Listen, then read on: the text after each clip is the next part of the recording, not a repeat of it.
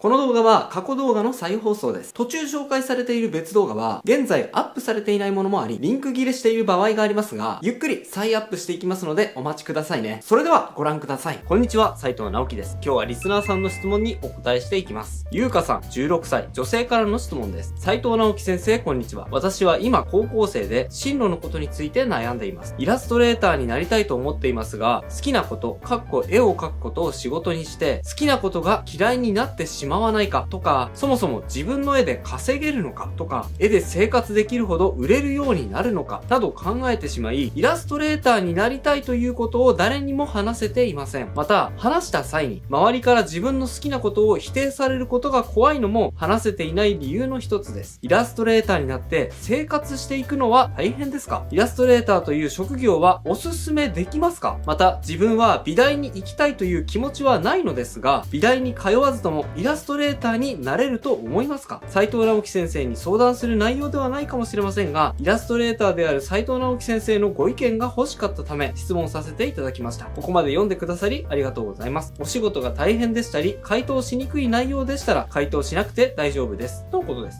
ゆうかさん、ご質問ありがとうございます。ゆうかさんのお悩み、とてもよくわかります。僕も16歳の高校生の時は、同じように自分の進路についてすごく悩んでいましたから、いろいろ悩んで不安になってしまう気持ち、痛いほどよくわかります。ゆうかさんだけではなく、この動画を見てくださっている方の中にも、現在は学生なんだけど、将来は自分の好きなことを仕事にしたい。でも、そのための道筋がわからない。そもそも、それで食べていけるようになるのか自信がない。そういう方非常に多いと思うんですね。今回のこの動画を見ていただければ、そんな将来に対する漠然とした不安はどこから来るのか、そしてその不安に対してどういう風に立ち向かっていけばいいのか、自分が好きなことを職業にするには、どのようなことを意識してこれから過ごしていけばいいのか、ヒントにしていただけるはずだと思います。ぜひ最後までお付き合いください。それではもう早速結論言っちゃうんですが、今回僕がゆうかさんにご提案できること。これはちょっと衝撃的に聞こえるかもしれないので、心の準備をして聞いてほしいんですが、いいですか？言いますよ。ゆうかさんはですね、イラストレーターになろうとしちゃダメです。何それ？あなたイラストレーターでしょ？自分の職業なのに人におすすめできないって、そんなのでお天道様に顔向けできんの？それでも人間？って思いました？いやいや、落ち着いてくださいね。これにはちゃんとした理由があるんです。ゆうかさんだけではなく、これからイラストレーターになろうとしている人は、これちょっと矛盾に聞こえるかもしれませんが、僕はイラストレーターを目指さない方がいいと思うんです。その理由が3つあります。他の仕事をしていても絵で稼ぐことはできるから。イラストレーターはもう珍しくないから。イラストレーターではなく、あなた自身になる必要があるから。順番にお伝えしていきますね。他の仕事をしていても絵で稼ぐことはできるから。イラストレーターになりたい人がイラストレーターを目指さない方がいい理由。まず一つ目はですね、そもそもいつ絵を仕事にできるのかわからないというのがあります。ゆうかさんはそもそも絵で稼げるようになるのか不安だという話をコメントの中でされてましたよね。イラストレーターになろうと努力したとしても、その努力が実を結ぶかもしれないし、実を結ばない可能性もある。だからイラストレーターの道に進むのは恐怖心がある。それは当然の感覚です。でも、イラストレーターに、なれるもんならなりたい。じゃあどうすればいいのか。答えは簡単です。なれるチャンスが来たらなればいいんですよ。ですね、詳しく説明しますね。僕は別にイラストレーターになるには、今は若いうちからイラストレーターになろうと努力しなくても十分になれると思うんですよ。特に今はそうですね。もしかしたらね、今までの感覚からすると、イラストレーターとか漫画家とか、そういう夢を目指すような職業に就く場合、他の一般的な職業を捨てて、イラストや漫画一本で背水の陣を敷いて頑張らなければいけない。根性あるのみ。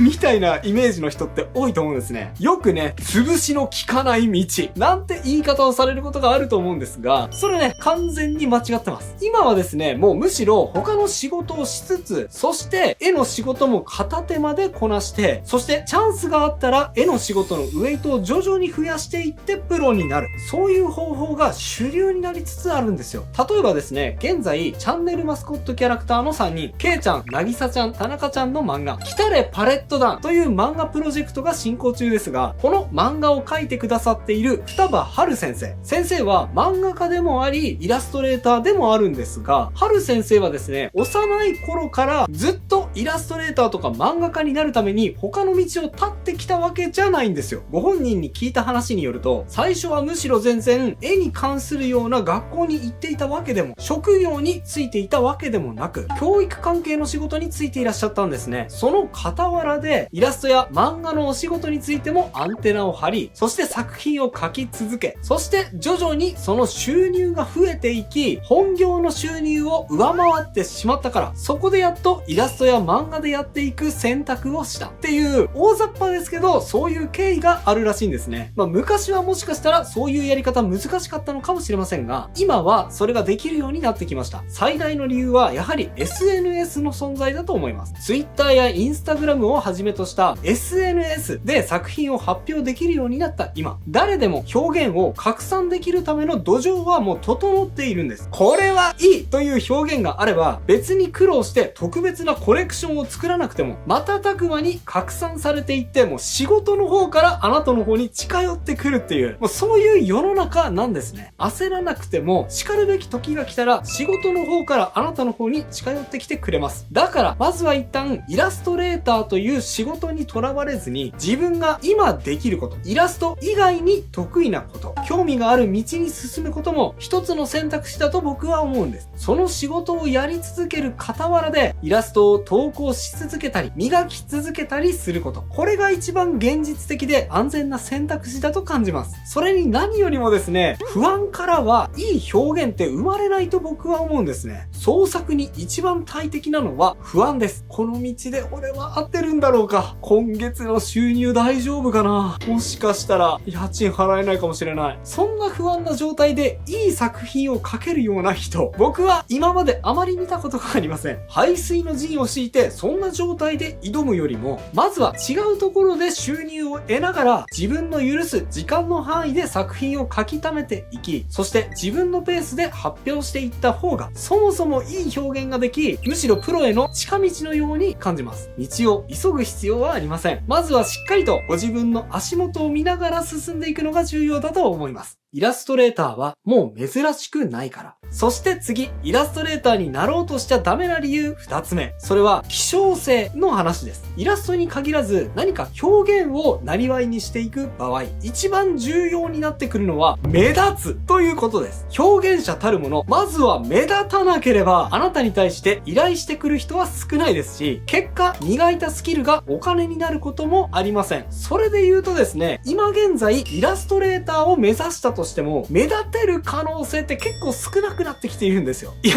斉藤さん、あんたイラストレーターだけど絵で食えてんじゃんって思うかもしれませんが、これはですね、時代が違うんです。僕が16歳の時、おそらく世の中にはイラストレーターになろうとしている人って多分そんなに多くはいなかったと思うんですね。イラストレーターという言葉自体、今よりも聞くことは少なかったですし、僕自身イラストレーターという言葉を知ったのは確か高校生ぐらいの頃でした。だからイラストレーターになろうという選択肢自体がそもそも珍しく、その当時はその選択自体に希少性があったと思うんです。今ですね、イラストレーターって普通に言ってるんですが、今イラストレーターとして活躍されている皆さんって、これ多分ですよ。多分ですけど、イラストレーターになろうとしてイラストレーターになったっていう人って意外と少ないと思うんですよね。僕なんかイラストレーターっていう言葉自体をあまり知らなかったので、漠然とね、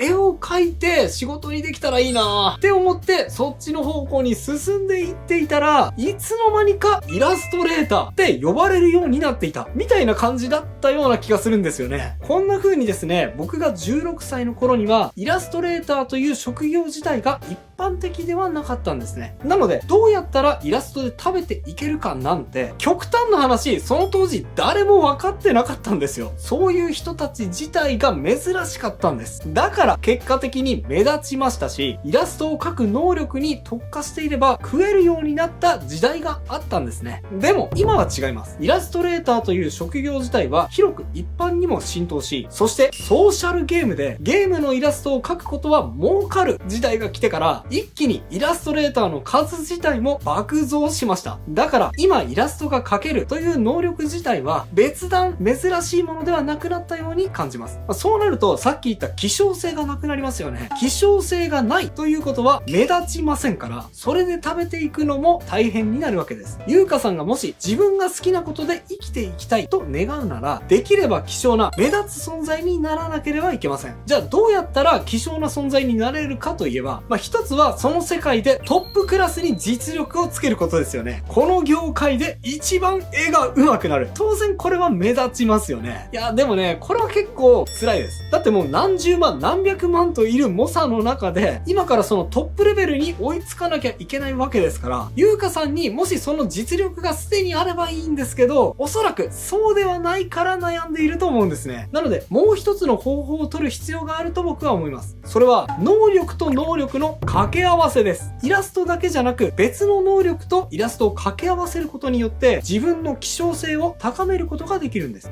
例えばですね、イラストレーターの岸田メルさんはイラストとは違う能力も積極的に利用して有名になったイラストレーターの最たる例ですよね。ご自身の面白写真とか、あとは過去に役者もされていた経験も活かして様々なテレビ番組に出演するなどしながら、その一方でイラストの仕事もきちっとこなされている。そうやってイラスト×その他の能力の掛け合わせで目立つ存在になり、それによって認知を広げ価値を高めているんです。もうそもそもですね、岸田メルさんのような最前線で活躍されているイラストレーターでさえ、イラストレーターという枠組みからも積極的に外れようとしているんです。じゃないと目立つことなんてできませんから。なのでもしですね、ゆうかさんがイラストレーターになるためのレールみたいなものを探しているんであれば、それとはですね、そもそももう真逆の考え方をしなければいけないんですよ。今まではもしかしたらみんなと同じようなレールを歩み続けてきた。だからこそ得られていた安心感もあったはずです。でもこれから表現者としての道を踏み出していこうとするのならば、その逆をする必要があります。みんながそのレールを歩いているのであれば、そこからあえて外れているところを歩いてみせる必要も出てくるってことです。おい、あいつなんか一人だけ外れてるところ歩いてるぜ。バカじゃねえの。でね、そういう目立ち方をする覚悟だって必要になってくるわけですよ。覚悟っていうか、みんなに笑われることに快感を覚える人だっているくらいだと思います。ゆうかさんは目立つ覚悟はできてますか？みんなと違った道を、レールを外れる覚悟はできてますか？今はもしかしたらまだ難しいかもしれませんね。でも大丈夫。そういう覚悟を決めてからでも表現の道、そして結果的にイラストレーターになるのは遅くないと思います。イラストレーターではなく、あなた自身になる必要があるから。今の話を聞いていてね、ゆうかさんはこう思ったかもしれません。なんだか、イラストレーターになれなそうな気がしてきた。やっぱり私、他の道探そうかな。ですね、それ正解です。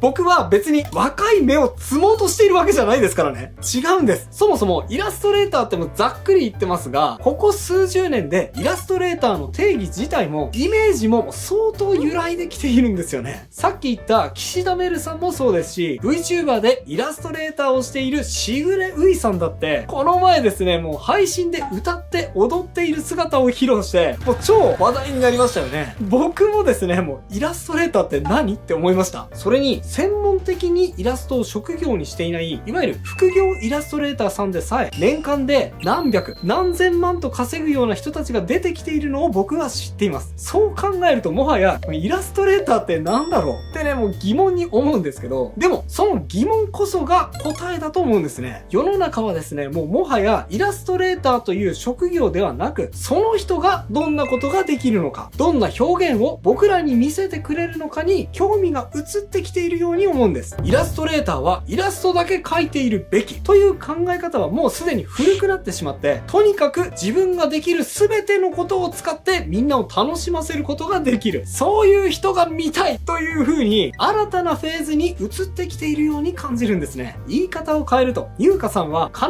ずしもイラストレーターという枠組みに収まる必要はないんです。むしろ優香さんは職業としてのイラストレーターを目指すのではなく、全身全霊を使って理想の優香さん自身を目指さなくてはいけません。私は一体何が得意で、そして何が苦手なんだろう。私は私を見てくれている人に何をプレゼントできるんだろう。私はそのためにどんな努力ができるんだろう。たくさん考えてみてください。そしてそれでもイラストが描きたいという気持ちがまだあったら、その時改めて考えてみてほしいんです。私は今やっていることを、今言いたいことをイラストで表現することができるかな。そうやってですね、優香さんから出てきたイラストは、ただ上手いだけのイラストではありません。優香さんにしか描けない、優香さんだけの表現なはずです。そうなれた時、優香さんはイラストレーターという枠組みを超えて、優香さんの表現でご自分の道を歩んでいけるようになるはずです。もちろんですね、僕は今のイラストレーターの形を否定しようとしているわけじゃありません。従来のようにイラストが専門的に上手い人だって需要はあり続けますし、そういった仕事も必要です。だからきっと消えることはないでしょう。ですが、ものすごい速さで移り変わってきている時代の中で、イラストレーターという定義自体も時代とともに進化を遂げてきているということにも目を向けなければ、自分にとって最適な道を選択することはできない。そういうことを言いたかったんです。優香さんが抱えている不安をこの動画で書き消すことはできないかもしれません。これから道なき道を進んでいくわけですから、不安を抱えていて当然です。むしろ安易にその不安を書き消してくれる何かにすがりつかずに、今抱えている不安を抱え続けていた方が健全だとすら思います。イラストだけに限らず、優香さんが今できることを模索してみてください。そうすれば、優香さんだけにできること、希少性が発見できるはずです。そして優香さんは必